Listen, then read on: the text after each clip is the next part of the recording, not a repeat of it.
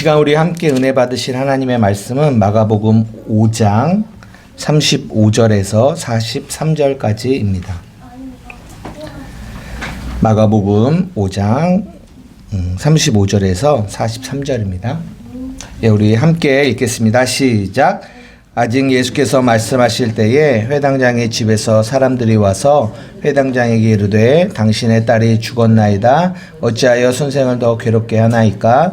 예수께서 그 하는 말을 곁에서 들으시고 회당장에게 이르시되 두려워하지 말고 믿기만 하라 하시고 베드로와 야고보의 형제 요한 외에 아무도 따라옴을 허락하지 아니하시고 회당장의 집에 함께 가사 떠드는 것과 사람들이 울며 심히 통곡함을 보시고 들어가서 그들에게 이르시되 너희가 어찌하여 떠들며 우느냐? 이 아이가 죽은 것이 아니라 잔다 하시니 그들이 비웃더라. 예수께서 그들을 다 내보내신 후에 아이들의 부모와 또 자기와 함께한 자들을 데리시고 아이 있는 곳에 들어가사 그 아이의 손을 잡고 이르시되 달리다고 마시니 번역하면 곧 내가 네게 말하노니 소녀야 일어나라 하심이라. 소녀가 곧 일어나서 걸으니 나이가 12살이라. 사람들이 곧 크게 놀라거늘 예수께서 그 일을 아무도 알지 못하게 하라고 그들을 많이 경계하시고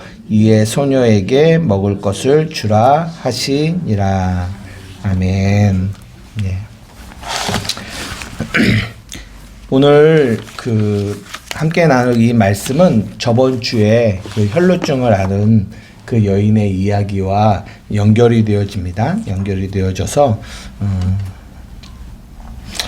두 개가 하나의 사건이에요. 그래서 우리가 저번 주 거 잠깐 우리가 좀 복습을 해보자면 저번 주에 내용 그 혈루증을 앓은 여인. 근데 맨 마지막 34절이 되게 중요한 말씀이거든요.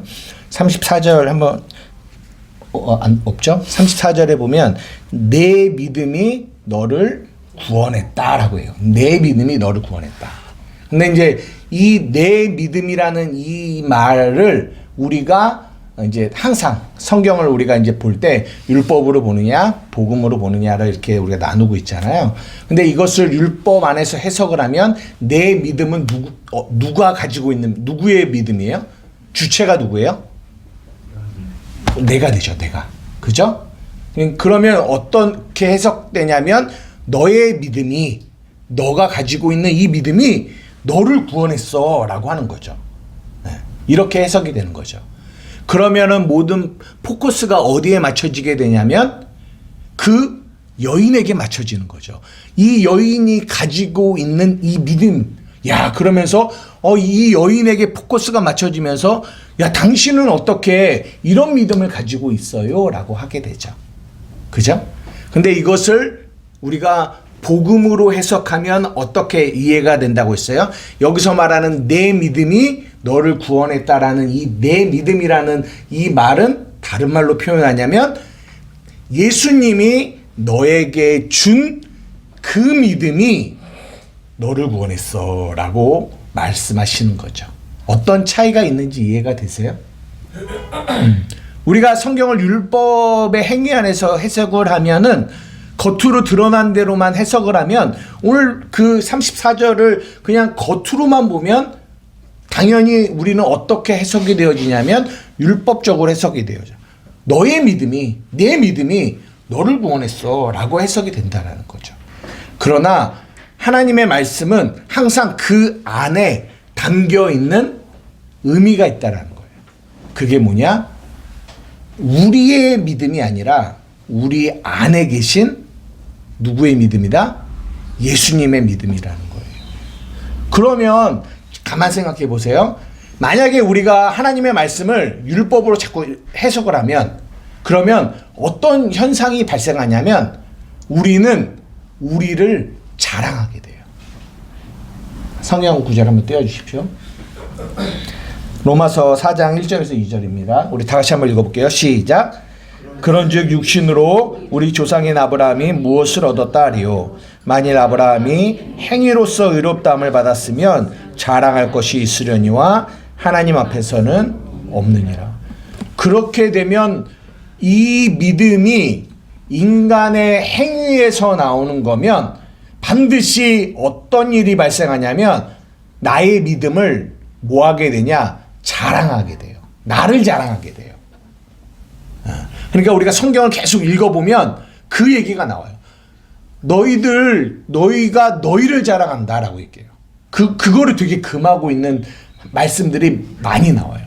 그래서 갈라디아에서는 사도 바울이 뭐라고 하냐면 내가 그리스도의 십자가 외에는 자랑하지 않겠다라고 얘기하는 거죠. 그 말씀이 뭘 담고 있냐면 그 자랑이라는 말 앞에 인간의 행위가 아니다라는 거를 말씀해 주고 계시는 거예요. 이거 이해가 되십니까? 그러니까 이것을 율법으로 해석할 때는 인간의 자랑이 드러나고, 근데 이것을 복음으로 해석하면 인간이 자랑할 게 있어요, 없어요? 없어요. 왜요? 이 믿음, 내 안에 발생되어지는 이 믿음이 내게 아니기 때문에 그래요. 그분이 나에게 주신 거죠. 그러니까 내가 자랑할 게 없습니다. 그리고 또 하나, 에베소 4장 5절에서 6절 한번 다 같이 읽어보겠습니다. 시작. 주도 한 분이시오 믿음도 하나요 친애도 하나요 하나님도 한 분이시니 곧 만유의 아버지시라. 만유에 계시고 만유를 통일하시고 만유 가운데 계시도다. 보십시오. 주도 한 분이고 모두 하나래요? 믿음도 하나래요. 우리가 이 믿음을 율법적으로 해석하면 믿음은 결코 하나가 될 수 없어요. 여기서도 보죠. 우리가 있는데 권사님의 믿음이 다르고 집사님의 믿음이 다르고 우리 들의 믿음도 다르고 다 달라요. 어떤 믿음은 큰 믿음, 어떤 믿음은 작은 믿음이 돼요. 그러면 어떻게 믿음이 하나가 될 수 있겠냐는. 그러면 잘 생각하십시오. 믿음이 이렇게 율법 안에서 해석되어지면 큰 믿음 있고 작은 믿음 있고, 목사 믿음은 어떤 믿음일까요? 큰 믿음일까요? 그러면 여러분 믿음은 어떤 믿음일까요? 작은 믿음일까요? 그러면 여러분 이렇게 되면은 우리가 우리의 삶에 어떠한 것이 나오게 되는 줄 아세요? 나는 큰 믿음이고 너는 작은 믿음이라면 반드시 그 안에는 차별화가 생겨요. 차별화가 생기면 그 안에서 뭐가 나오냐면 판단과 정죄가 나와요. 안 그러겠어요? 나는 이 믿음인데 왜 너는 그 믿음이야? 왜 나는 이런 믿음을 가지고 이렇게 사는데 왜 너는 여전히 이런 믿음을 가지고 사는 거야? 라고 우리는 판단할 수밖에 없다는 거죠. 이것이 믿음을 자기 걸로 소유한 사람들 안에서 나오는 모습이라는 거예요. 근데 우리는 대부분 그렇게 생각을 해요. 아, 나의 믿음이지. 아, 큰 믿음이지. 아, 쟤는 작은 믿음이지. 이런 식으로 생각을 한단 말이죠. 성경에 나와 있는 믿음은 오늘 우리가 읽은 것처럼 우리 안에 있는 여러 개의 믿음을 말하고 있지 않아. 그런 믿음은 성경에 없어요. 성경이 말하는 믿음은 오직 몇 개다? 하나예요, 하나. 그럼 그 하나는 누구의 믿음일까요? 예수님의 믿음이죠. 예수님의 믿음. 그러니까 우리 안에 있는 믿음은 다 예수님의 믿음이에요. 예수님의 믿음. 그러면 그 믿음은 큰 믿음일까요? 작은 믿음일까요? 네? 아니, 그러니까 예수님의 믿음은 큰 믿음이죠. 이거는 말할 수 없는 큰 믿음이죠. 왜요? 예수님의 믿음이니까. 예수님의 믿음이니까. 이거를 볼 줄 알아야 돼요. 근데 우리가 보면 우리 옆에 있는 사람들 안에 모습을 볼 때 그 예수님의 믿음이 보여요? 안 보여요? 예?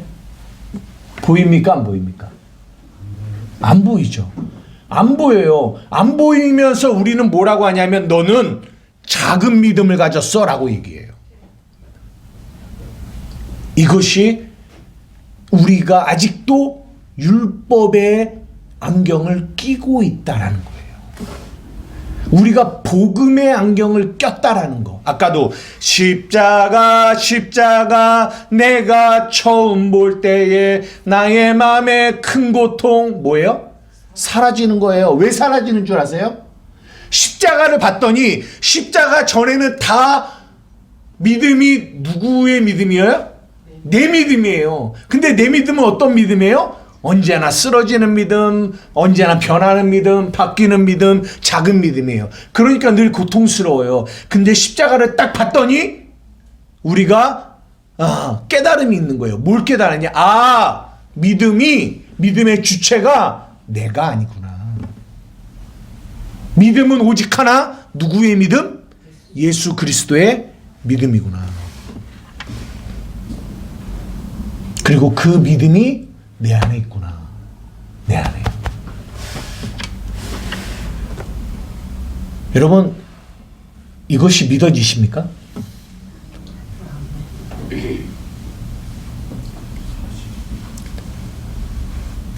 아멘이십니까? 영기 형제님 안에 뭐가 있다고요?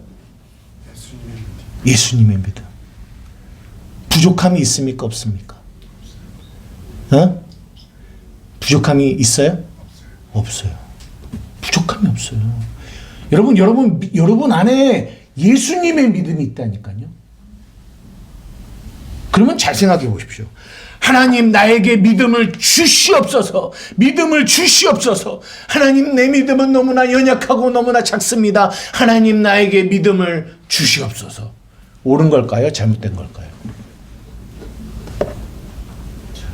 잘못됐죠.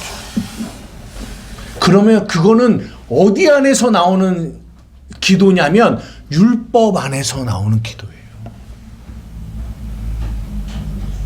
하나님, 내 안에 예수 그리스도의 믿음이 내 안에 있습니다. 그래서 사도 바울은 고린도서에 뭐라고 하냐면 하나님께서 우리에게 은혜로 주신 거, 그게 뭐냐면 그 많은 것 중에 예수님의 믿음이 우리 안에 있다라는 거예요. 예수님 어디 계세요? 내 안에. 그러면 예수님이 내 안에 계시는데, 예수님이 내 안에 와 계시는데 예수님의 믿음은 저 하늘나라에 두고 예수님만 이렇게 오셨을까요? No. 예수님의 믿음도 함께 어디 있어요? 내 안에. 내 안에. 여러분 이것을 믿으십니까? 아멘. 나는 앞만 눈 씻고 봐도 내 안에 그런 믿음이 잘 안 나타나고 안 보이는데요. 여러분 왜 안 보이는 줄 아세요? 왜 안 보이는 줄 아세요? 믿지 않아. 네? 믿지 않아. 내가 주체가 되면 믿지 않아서 안 보이는 거예요. 믿지 않았어. 그러면 우리가 할 일은 너 왜 믿음 없어? 라고 말하는 게 아니라 우리의 눈을 열어서 내 상대방의 안에 있는 예수 그리스도의 믿음을 계속 보는 거죠. 보는 거예요. 이 사람 안에 예수 그리스도의 믿음이 있어요. 그런데 이것이 인간의 육신에 의하여 가려져 있어요. 그러니까 이게 드러나질 않아요. 그러니까 믿음이 없는 것처럼 보이죠. 그런데 이 안에 있는 믿음이 드러나게 하는 일을 누가 해주냐면 옆에서 그 믿음을 보고 야, 네 안에 예수 그리스도의 믿음이 있어 라고 말해주는 사람이 있으면 이 옆에 있는 사람이 그 말을 통하여 그 안에 있는 그 믿음이 드러나기 시작해요. 이거 무슨 말인지 이해가 되십니까? 없는 믿음을 갖다 집어넣어 주는 게 아니라 있는 믿음, 오직 하나의 믿음, 예수 그리스도의 그 믿음이 그 안에 있는데 그것이 있다라고, 너는 그런 존재라고, 그 믿음이 네 안에, 너희 안에 있다라고 말해줄 때 그 말을 통하여 그 그 안에 있는 믿음이 어떻게 된다? 나타나기 시작한다. 어려워요. 근데 어려워요. 늘 얘기하지만 쉽지 않아요. 우리가 정말 그것을 복음 안에서 볼 수 있는 눈이 열려져야, 그것을 깨달아야 우리가 그 안에 있는 예수 그리스도의 믿음을 보게 된다는 거죠. 이거 이해되십니까? 예? 한번 옆에들을 보세요. 여러분 정말 그게 보이시면 보이면 너무 좋은데. 째려보지 마시고요. 째려보지 마시고요. 네. 그렇게 우리 안에 복음의 눈이 열려진 사람을 통하여 이게 흘러가는 일을 하게 되는 거예요. 그러니까 우리는 나는 믿음 없는 사람이야 라고 나를 정죄한다라는 것 자체도 잘못된 거죠. 이거 이해가 되십니까? 여러분 잊지 마세요. 여러분 안에 예수 그리스도의 믿음이 있습니다. 여러분의 믿음이 아니에요. 이거를 헷갈리시면 안 돼요. 요한일서 5장 4절. 큰 소리로 읽겠습니다. 시작. 하나님께로부터 떠난 자가 세상을 이기느니라. 세상을 이기는 승리는 이것이니 우리의 세상을 이기는 믿음. 그 믿음이 우리 안에 있어요. 우리 안에. 내 믿음이 아니라 예수 그리스도가 우리에게 주신 믿음. 그 믿음은 어떤 일을 하시냐? 세상을 이겨요. 하나만 더 보겠습니다. 로마서 4장 17절에서 24절. 제가 의도적으로 로마서를 계속 연결시켜요. 왜냐하면 우리가 저번에 로마서를 했기 때문에 반복적으로 복습을 하려는 의도를 갖고 있어서 로마서를 땡겨요. 그런데 정말 정확하게 사복음서와 이 사도 바울의 이 서신서들은 정확하게 일치한다라는 것을 말씀을 연구하면 연구할수록 깨달아져요. 한번 봅시다. 이 로마서 4장은 아브라함의 믿음에 대한 이야기가 4장에 나오는데 여기서 이제 믿음에 대한 이야기를 해요. 이 믿음이 누구의 믿음이라고요? 아브라함의 믿음이라고요? 아니라고요. 아브라함의 믿음이 아니라 아브라함 안에 있는 어떤 믿음? 예수님. 아브라함의 믿음이라는 건 없어요. 이삭의 믿음도 없어요. 야곱의 믿음도 없어요. 오직 한 믿음이 있는 거예요. 그 믿음이 아브라함 안에서 역사했다는 거예요. 그 믿음이 이삭 안에서 역사한 거예요. 그럼 그 믿음이 어떤 믿음인지 한번 보자고요. 다 같이 읽어보겠습니다. 시작. 기록된 바 내가 너를 많은 민족의 조상으로 세웠다 하신 것 같으니 그 믿은 바 하나님은 죽은 자를 살리시며 없는 것을 있는 것으로 부르시는 이시니라. 아브라함이 바랄 수 없는 중에 바라고 믿었으니 이는 내 후손이 이 같으리라 하신 말씀대로 많은 민족의 조상이 되게 하려 하심이라. 그가 왜 아니요 그 전이요. 그가 100세.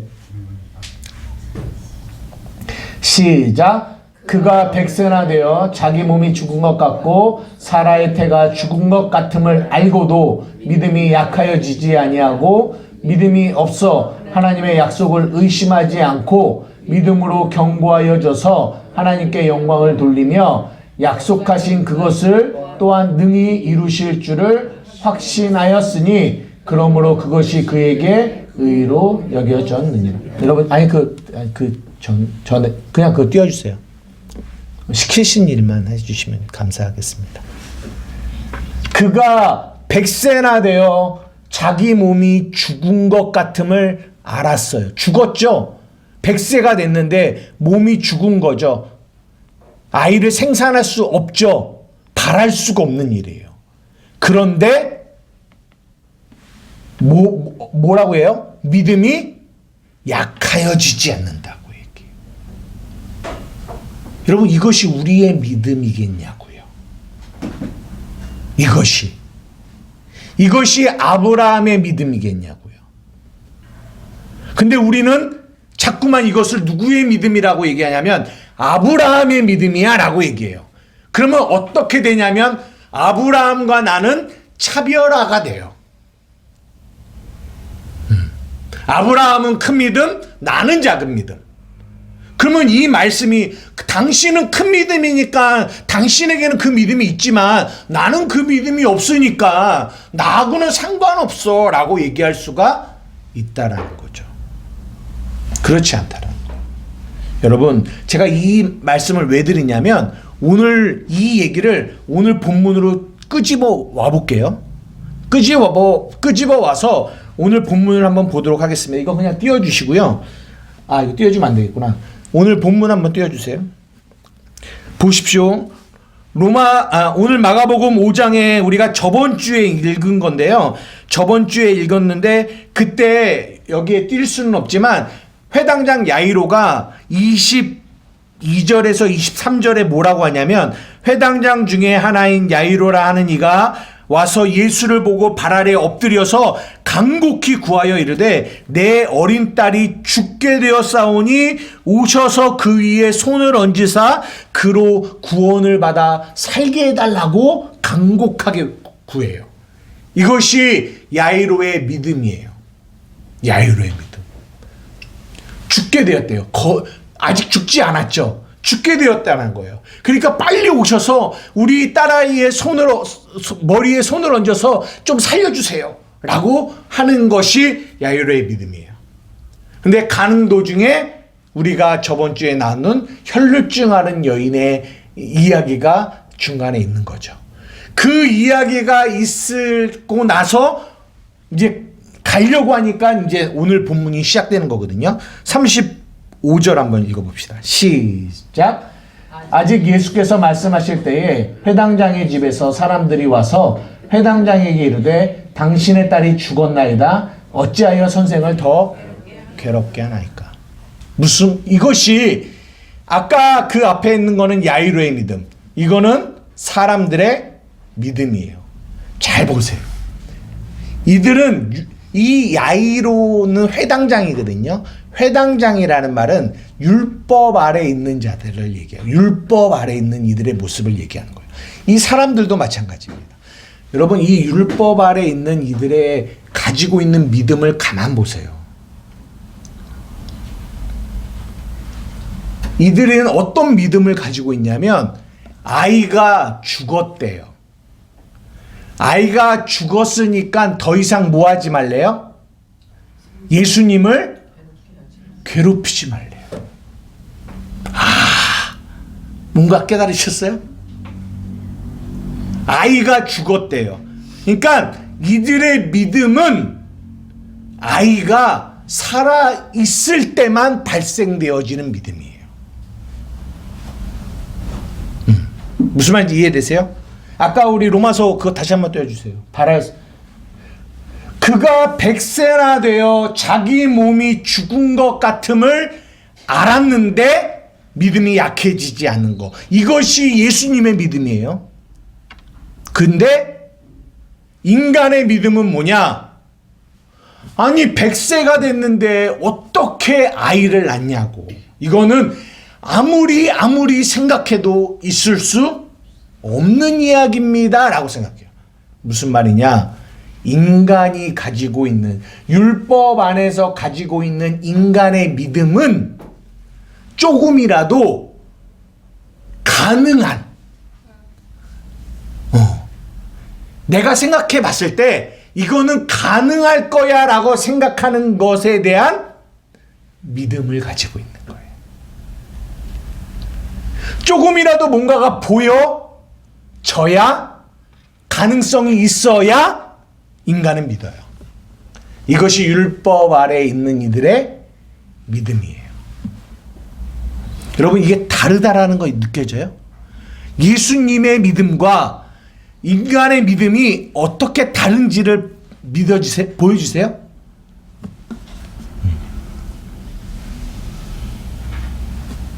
본문으로 돌아가 보십시다. 그러니까 예수님이 뭐라고 하시는지 한번 보세요. 예수님이 36절입니다. 시작. 예수께서 그 하는 말을 곁에서 들으시고 회당장에게 이르시되 두려워하지 말고 믿기만 하라 하시고, 두려워하지 말고 뭐 하라고? 믿기만 하래요. 근데 믿기만 하라는 이 믿음이 야이로의 믿음이면 야이로는 절대로 두려워하지 않을 수 없어요. 그들은 두려워할 수밖에 없어요. 그러니까 여기서 두려워하지 말고 믿기만 하라는 것은 이 믿음이 야이로의 믿음은 아니라는 거죠. 다른 말로 내가 너희에게 주는 그 믿음이 두려움을 쫓아낼 수 있다는 거예요. 인간의 믿음은 절대로 두려움을 쫓아낼 수 없어요. 근데 이걸 또 율법으로 해석하면 두려워하지 말라고, 믿기만 하려고, 믿어야지. 여러분 아무리 노력해도요, 여러분 이 두려움이 여러분이 가지고 있는 믿음으로는 이 두려움이 나간 것 같지만 또 들어오고 나간 것 같지만 또 들어와요. 여러분들은 그거를 너무나 많은 시간 경험해 보셨어요. 그거는 누구의 믿음이냐? 율법 안에서의 내 믿음이에요. 이게 분리가 되셔야 돼요. 내가 그 안에서 우리는 어떤 생각을 하냐면 내가 믿음이 작구나라는 이런 생각을 해요. 이게 잘못된 생각이라고. 진단을 여러분 잘못하시는 거예요. 내가 믿음이 연약하구나 이렇게 생각을 한다고요. 아니요. 여러분들은 믿음의 실상을 못 보고 있는 거예요. 속고 있는 거라고요. 율법 안에서 여러분은 믿음을 보고 있는 거라고요. 내가 주체인 내 믿음을 보고 있다고요. 근데 성경이 말하는 믿음은 그런 믿음이 아니에요. 그러니까 우리는 그 믿음이 없으니까 세상을 이길 수가 없는 거죠. 그 믿음이 뭔지를 모르니까. 그러니까 성경이 말해요. 그러니까 진짜 겨자씨만한 작은 믿음도 산을 옮긴다고 얘기하는, 그 믿음이 어떤 믿음이냐? 예수 그리스도의 믿음이라는 거예요. 이해되십니까? 그러면서 41절 42절입니다. 읽겠습니다. 시작. 그 아이의 손을 잡고 이르시되 달리다고 마시니 번역하면 곧 내가 내게 말하노니 소녀야 일어나라 하심이라. 소녀가 곧 일어나서 걸으니 나이가 12살이라 사람들이 곧 크게 놀라거늘. 보십시오. 이게 믿음 안에 있는 내용이에요.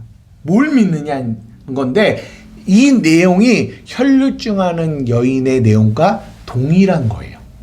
보십시오. 예수님이 그 아이, 죽은 아이의 뭘 잡았어요? 손을 잡았어요. 이 죽은 아이는 시체예요. 구약의 시체는 부정합니다. 그죠? 혈루증 앓은 여인, 율법으로 봤을 때 부정해요. 부정이 정함과 접촉을 한 거죠. 그래서 우리가 저번 주에 여러분에게 말씀드린 내용이 동일하게 연결됩니다. 부정이 그 혈루증 앓은 그 여인, 그 부정함이 예수님의 옷자락과 접촉을 했어요. 제가 이거를 뭐라고 말씀드렸어요? 십자가의 연합. 부정과 정함이 만나 우리의 부정이 예수님의 정함과 연합되어서 예수님이 우리의 부정을 가져가셨죠. 그래서 예수님이 어떻게 되셨어요? 부정하게 되셨어요. 그래서 그 부정을 가지고 예수님이 어디서 죽으셨어요? 십자가에서 죽으셨어요. 예수님이 십자가에 죽으실 때 우리의 부정도 십자가에서 같이 죽었어요. 그리고 예수님이 살으셨어요. 그때 우리는 우리의 부정은 죽고 우리는 정함으로 살았어요. 이것이 십자가가 우리에게 말씀해 주고 있는 내용이에요. 이것을 로마서 6장에서는 이렇게 표현합니다. 로마서 6장 3절에서 5절입니다. 우리 다 같이 읽어보겠습니다. 시작. 무릇 그리스도 예수와 합하여 침례를 받은 우리는 그의 죽으심과 합하여 침례를 받을 줄을 알지 못하느냐? 그러므로 우리가 그의 죽으심과 합하여 침례를 받음으로 그와 함께 장사되었나니 이는 아버지의 영광으로 말미암아 그리스도를 죽은 자 가운데서 살리심과 같이 우리로 또한 새 생명 가운데서 행하게 하려 하시라. 5절 시작. 만일 우리가 그의 죽으심과 같은 모양으로 연합한 자가 되었으면 또한 그의 부활과 같은 모양으로 연합한 자도 되리라. 이거 무슨 말인지 이해가 되세요? 우리가 예수 그리스도와 연합해서 죽었어요. 우리의 옛사람이 죽었습니다. 그리고 우리가 새 사람으로 부활했다라는 얘기예요. 로마서 7장 4절 시작. 그러므로 내 형제들아 너희도 그리스도의 몸으로 말미암아 율법에 대하여 죽임을 당하였으니 이는 다른 이 곧 죽은 자 가운데서 살아나신 이에게 가서 우리가 하나님을 위하여 열매를 여러분 우리가 하나님을 위하여 열매를 맺으려면 하나님을 위하여 열매 믿음의 열매를 맺으려면 반드시 뭐가 필요해요? 죽음이 필요해요. 죽음이. 왜냐하면 죽어야 살면서 그 삶 속에서 생명, 이게 부활이거든요. 그 부활 속에서 부활의 열매가 나타나요. 열매가. 그러니까 반드시 그 부활의 열매를 우리가 경험하려면 반드시 뭐가 있어야 돼요? 죽음이 있어야 돼요. 그럼 여러분 잘 보십시오. 오늘 우리가 저번 주까지 그 구조를 가만 보면 위에 야이로가 예수님께 부탁하는 내용이 나와요. 그리고 나서 오늘 본문이 또 연결이 되잖아요. 그 가운데에 혈류증 앓은 여인의 이야기가 나와요. 왜 이 혈류증 앓은 여인의 이야기가 나올까? 근데 이 혈류증 앓은 여인 때문에 아이가 죽었어요. 그러면은 제가 이걸 읽으면서 그런 생각도 들었어요. 이 35절에 아이가 죽었다라는 얘기를 들을 때 야이로의 표정이 어땠을까? 라는 생각도 해봤어요. 누구를 쳐다봤을까요? 저는 혈류증하는 여인을 쳐다봤을 수도 있겠다 싶어요. 너 때문에 아니 빨리 가서 우리 딸내미 살렸어야 되는데 너 때문에 못 갔어. 어쩔 때는 예수님도 원망하실지도 몰라요. 아 예수님 내가 먼저죠. 솔직히 우리가 의원에게 찾아가도 순서대로 그거 하는데 얘 끼어들었는데 왜 내 딸 먼저 해주고 나서 얘를 해주던가 하지 왜 얘를 위해서 멈춰서 시간을 끌어서 내 딸이 죽겠냐라고 원망할 수 있었을까요? 없었을까요? 있었죠. 근데 여러분 여기서 놀라운 복음의 진리가 우리에게 전달되어지는데요. 그게 뭐냐면 왜 예수님이 이 성경이 이 가운데 혈류증 앓은 여인의 이야기를 껴놨냐? 그 이유는 예수님은 야이로의 딸이 죽기를 뭐 했다? 기다리셨다. 이것이 복음이에요. 우리가 하나님의 말씀을 율법으로 이해하면 자꾸만 우리는 원망이 나와요. 왜? 차별화가 되고 판단되고 정죄되니까 너는 왜 그래? 너 때문이야 라고 나와요. 나는 믿음이 이만큼인데 너는 믿음이 적어서 내가 빨리 하나님의 일을 위하여 가야 되는데 너 때문에 못 가. 그러니까 우리는 자꾸만 원망하고 정죄한단 말이에요. 그게 율법의 눈이라니까요.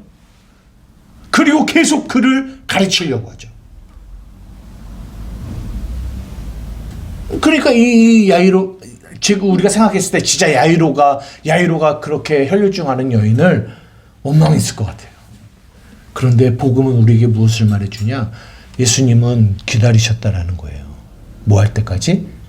이 아이가 죽을 때까지. 이 갭 차이가 얼마나 나냐고요. 우리가 율법으로 예수님을 이해하면 예수님이 이해가 안 돼요. 예수님 조금만 빨리요. 좀 걸음 좀 빨리요. 내 딸이 죽어가고 있는데 죽기 전에 살려야죠. 우리 안에는 이 마음이 있다고요. 왜? 우리의 믿음은 죽기 전에 가야 살릴 수 있다라는 믿음이 있어요. 근데 예수님의 믿음은 달라요. 죽어야 살아난다라는 거예요. 완전히 다른 믿음이에요. 그래서 기다리신 거예요. 뭐 할 때까지? 죽을 때까지. 그 믿음을 우리에게 주고 싶으신 거예요. 다른 믿음이죠. 그래서 우리가 하나님을 위하여 열매를 맺으려면 여기서 말하고자 하는 거는 죽어야 돼요. 뭐가 죽어야 될까요? 율법 안에서의 내 믿음이 죽어야 돼요. 내 믿음이 죽어야 돼요. 내 믿음이 죽어야 하나님의 믿음이 살아서 그 믿음이 나타난다고요.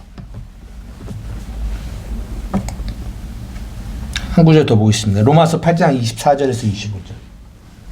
다 같이 읽겠습니다. 시작. 우리가 소망으로 구원을 얻었음에 보이는 소망이 소망이 아니니 보는 것을 누가 바라리요? 만일 우리가 보지 못하는 것을 바라면 참음으로 기다릴지니라. 두 가지의 소망이 나와요. 하나는 보이는 소망, 하나는 보이지 않는 소망. 이 보이는 소망을 우리는 뭐라고 표현하냐면 희망이라고 표현해요. 희망. 보이지 않는 소망을 진짜 소망, 성경이 말하는 믿음, 소망, 사랑할 때 그 소망, 이 진짜예요. 근데 이 희망은 보이는 거예요. 아까도 말한 것처럼 믿음도 보여져야 믿는 거. 보여져야. 아브라함도 한 70 몇 세까지 정도는 보여지니까 애를 낳을 수 있겠다 싶어요. 근데 100세가 되니까 바랄 수가 없는 상태가 된 거예요. 그때까지 하나님이 아브라함에게 아들을 일부러 안 주셨어요. 안 주시니까 우리는 어떤 행동을 취해요? 내가 다른 방법으로 애를 낳아야 되겠구나 라는 생각을 한단 말이에요. 근데 하나님은 일부러 그때까지 아들을 안 주신 거예요. 왜? 내 믿음, 내 노력을 죽이시는 거죠. 인간이 100세나 돼야 그 모든 노력과 그 모든 나의 믿음이 죽어요. 그때까지 기다리신 거예요. 거기서 구원이 이루어져요. 이것이 하나님의 방법입니다. 그러니까 소망으로 구원을 받는데 그 소망이 우리의 보여지는 소망, 희망이 아니라는 거예요. 내가 바라는 거, 내가 주체가 된 것을 희망이라고 해요. 그런데 그 희망은 보여지는 거고 그게 죽어야 그걸로 우리가 구원받는 게 아니라 그게 죽고 진짜 소망이 우리에게 주어져야 그 소망으로 우리가 구원을 받을 수 있다라는 얘기를 하고 있는 거예요. 이해가 되십니까?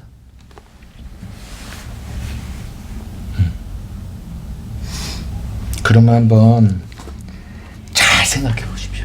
잘 한번 이 말씀 안에서 우리에게 내가 중심이 된 이 믿음이 죽어지려면 내게 있는 이 소망, 희망이 죽어지려면 사랑도 마찬가지입니다. 내 힘으로 사랑하려고 하는 내 사랑이 죽어지려면 죽어져야 하나님이 주시는 믿음, 하나님이 주시는 소망, 하나님이 주시는 사랑이 나타날 거 아니에요. 이게 죽어져야. 그럼 이게 어떻게 죽어질까요?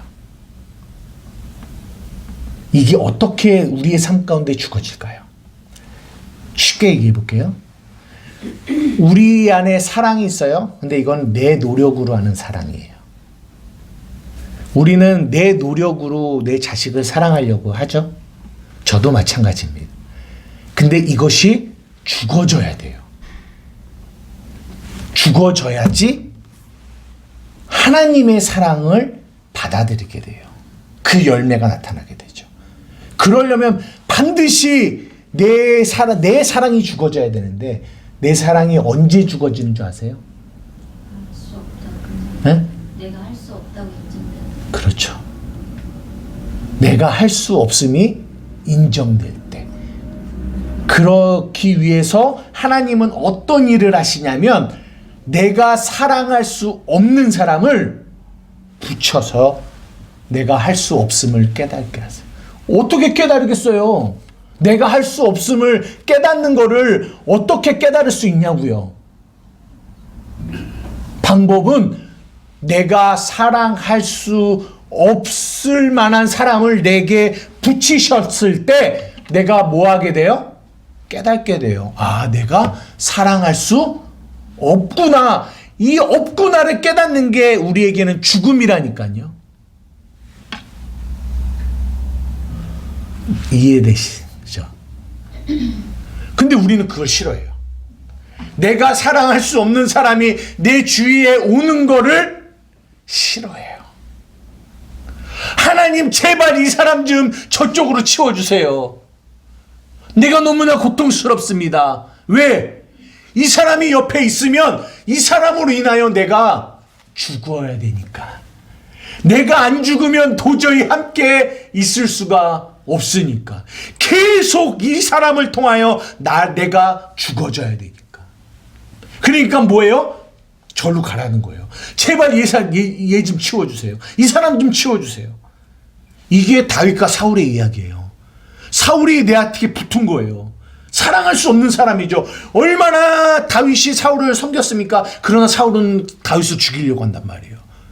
그런데 다윗은 하나님이 사울을 치워주세요라고 말하지 않았다라는 거예요. 왜요? 알았기 때문에.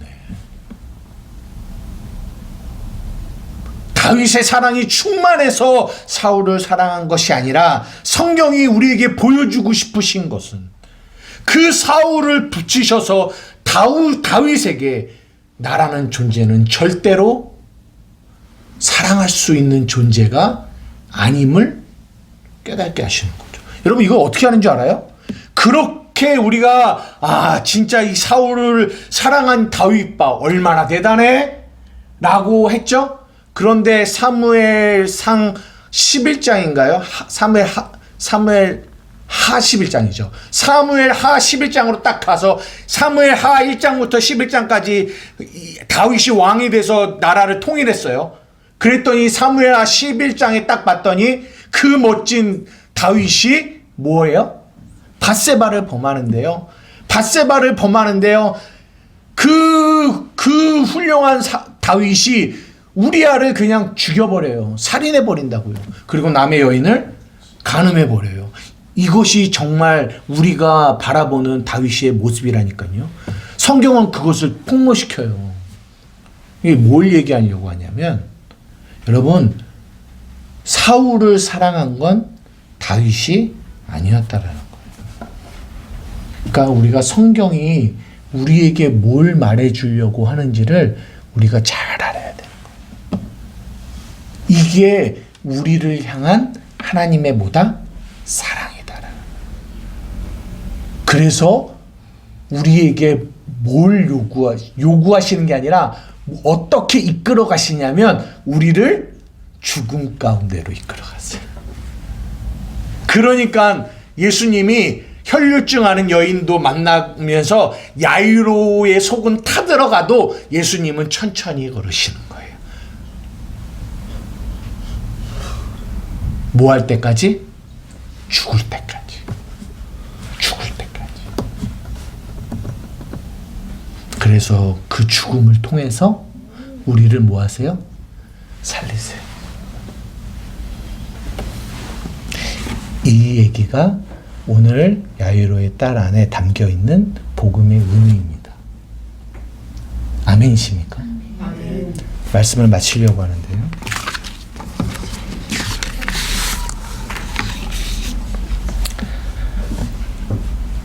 여러분 그거 아시죠? 베드로가 예수님이 내가 죽을 거야 라고 얘기했더니 베드로가 뭘 했어요? 예수님 죽지 마세요. 제발 죽지 마세요. 죽지 말라는 거예요. 그랬더니 예수님이 베드로를 향하여 뭐라고 하냐면 사단아 내 뒤로 물러가라. 너는 나를 넘어지게 하는 자로다. 왜? 죽어야 사는데. 예수님이 안 죽으면 우리가 어떻게 사냐고. 그게 사단이에요. 사단은 우리의 삶 가운데 끊임없이 뭐라고 하냐면 죽지 말라고 얘기해요. 죽지 마. 죽으면 안 돼. 그러나 예수님은 우리에게 말씀하세요. 아니야. 십자가를 봐봐. 너는 죽었어. 너는 죽었어. 그리고 너는 새 생명으로 살았단다.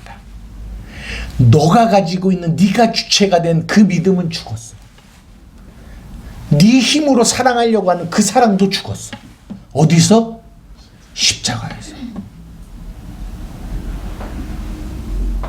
너는 이 야이로의 딸이 살아난 것처럼 너는 십자가 안에서 그리스도로 말미암아 산 조체가 되었어. 너는 그 믿음으로 살아야 돼. 그 믿음. 다른 믿음인 거 아시죠? 여러분이 주체가 된 믿음이 아니라고요. 그러니까 이런 거예요. 믿음으로 사는 자는 하늘 위로 받겠네. 무슨 일을 만나든지 만사형통인 거예요. 그 믿음. 예수님이 우리에게 주시는 그 믿음. 그 믿음으로 살아야 우리는 위로를 받을 수 있는 것입니다. 우리 찬양 한 번 더 부르고 기도할 때 이 내용을 기억하세요. 이 믿음을 분리시키셔야 돼요. 그래야지만 여러분 안에 진짜 믿음이 나타나기 시작하는 거예요. 복음 안에서 나오는 믿음. 찬양하시겠습니다.